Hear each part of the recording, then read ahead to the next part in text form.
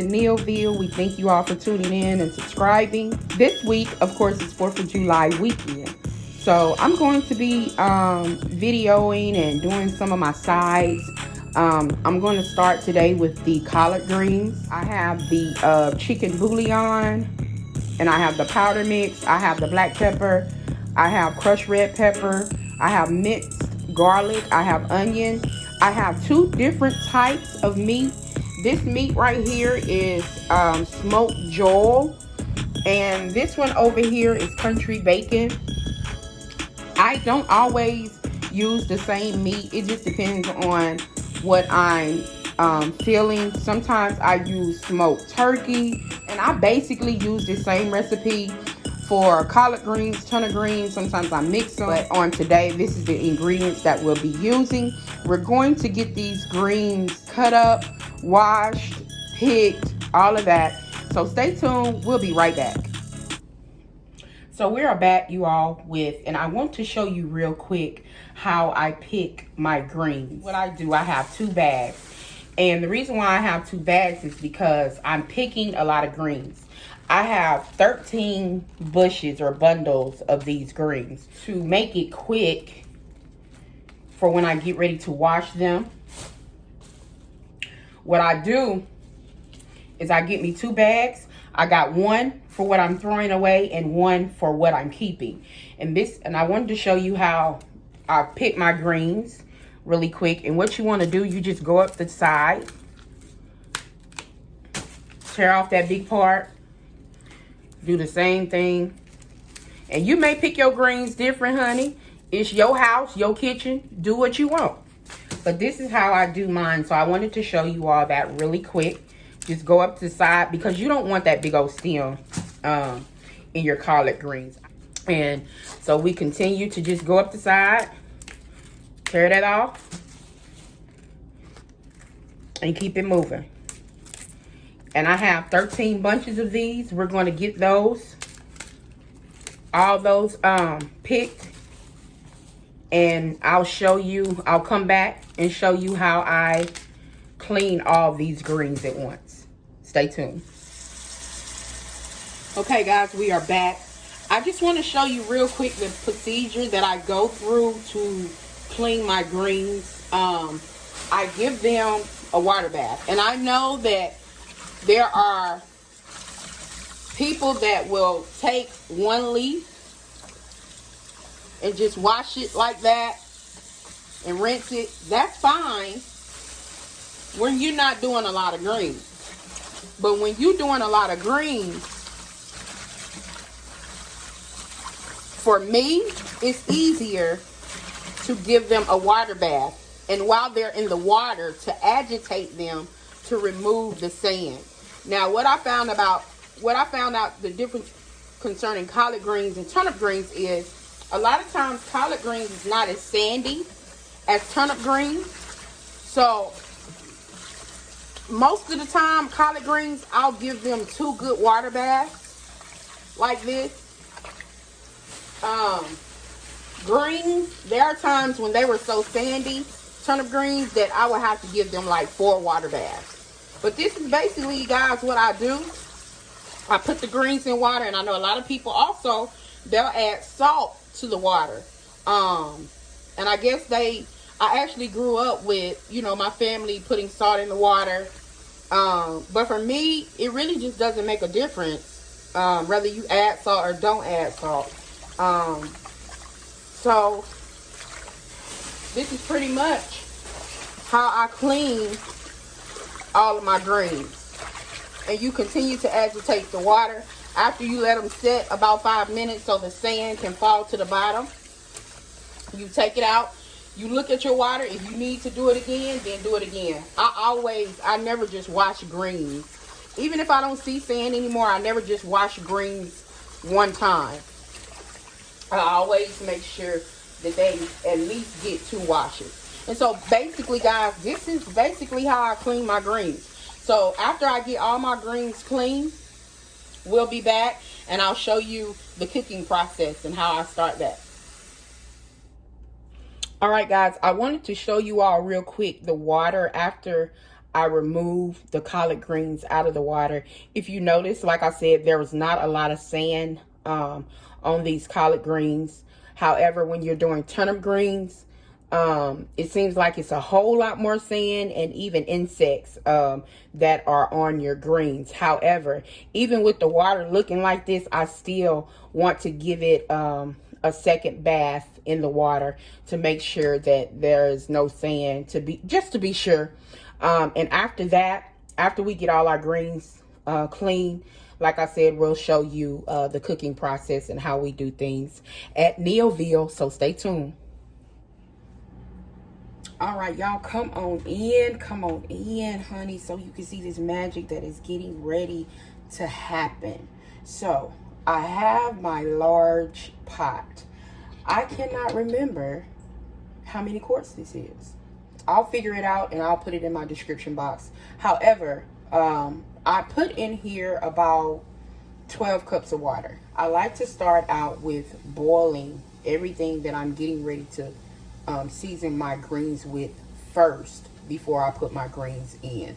So I have my stove on high, and we're going to start with the meat, the smoked meat. Like I said in the intro, you do not have to use smoked pork. It just all depends on, you know, your taste, your flavor, whatever. But this time I did use the bacon and the smoked joel. So we're gonna go ahead and place that in there. And guys, after you put your water in here, you should not have to put more water. And now we're gonna add, I had 1 onion that I cut up. Now guys, if you have onion powder and garlic powder and you don't want to put onions and garlic in your greens, you don't have to. You can add the onion powder, the garlic powder. You can even add the dehydrated onions, whatever you like. But I like fresh ingredients in my greens, so that's why I use cut up my own onion and use minced garlic instead of the powders. And guys, that was about 2 tablespoons.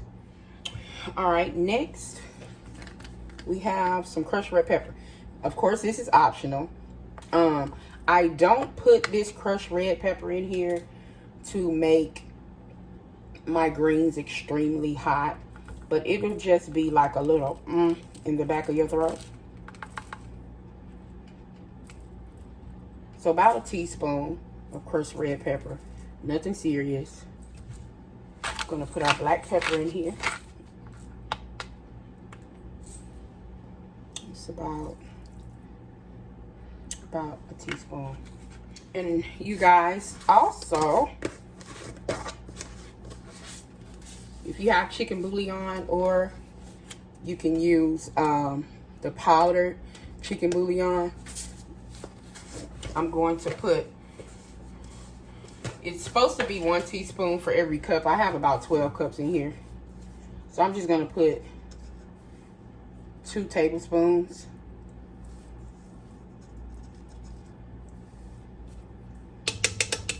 And guys, if you notice, what I have not put in here is salt. And I'm not going to put salt in this, because enough salt is going to come from the meat and also your chicken bouillon seasoning. Those things are pretty salty.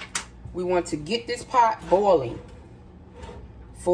and guys, if you want to add more stuff in here, you can. This is, you know, your greens, your taste. It's your kitchen, honey. Do what you want. This is just a basic guideline for you to follow in order to make some good greens. You can substitute anything that I put in here for something else. Your water, and the reason why I like to boil my water first is because you want your greens to taste like whatever your water tastes like. If your stock and your water doesn't taste like anything, your greens are not going to taste like anything. So you want to start out with having a good stock. If you have a good stock, you're going to have good greens. So we're going to get this to boiling. I want to do a hard boil for about 30 minutes. Then I'll turn it on to a medium high. After that, I'm going to start adding my greens. So stay tuned. All right, you guys, so we are back. Excuse the smoke. It'll calm down in a minute, but we have gotten our broth, I guess you would say, to a rolling boil. What we want to do now, and it's been boiling now for about 30 minutes, we want to start adding our greens. A lot of people cut up their collard greens. I think people cut up their collard greens because they can be a little tough. They're tougher than turnip greens. That's the one thing that I like about collard greens. You can actually cook them until they're tender and they won't be mushy. If you cook turnip greens too long, you're gonna have mushy greens, and don't nobody like mushy greens. That's nasty. And so now what we're going to do, we're just gonna add our greens in stages. We're going to add the first batch, let it cook down, add another batch, let it cook down, and then we'll add our last batch. All right, you guys, so as you see, we have completely added all of our greens, and we are going to let this cook. I'm going to turn it down probably on medium and let this cook. Normally I cook my greens for 2 hours. It depends. It depends. I do want to give y'all a little secret that I did not share at the beginning of the video. See, that's why it's important for you to watch the whole video, because some things I'm not going to share until I'm cooking. So, a secret that my grandmother taught me years ago is put a little baking soda in your greens. Not even a teaspoon, but about a half a teaspoon of baking soda. And we're going to add it to our pot. I know you probably think that ain't really going to make no difference. Trust me, it makes a big difference. It also helps bring out the flavor naturally in the greens. Baking soda also helps tenderize your greens. So what we're going to do now, we're just going to turn our stove down on low, place the top back on it, and we'll see you guys back in, I'll say, an hour and a half. All right, you guys, we are back, and our collard greens are done. I let them cook for approximately 2 to 2.5 hours. So, and they're to my liking. I like the texture that I have, and the taste is so good. The meat, all the spices that I put in, which really wasn't anything but the pepper and a little bit of crushed red peppers to kind of give you that kick to the back of your throat. Like I said, you don't have to add the crushed red peppers. That's just what me and my family likes.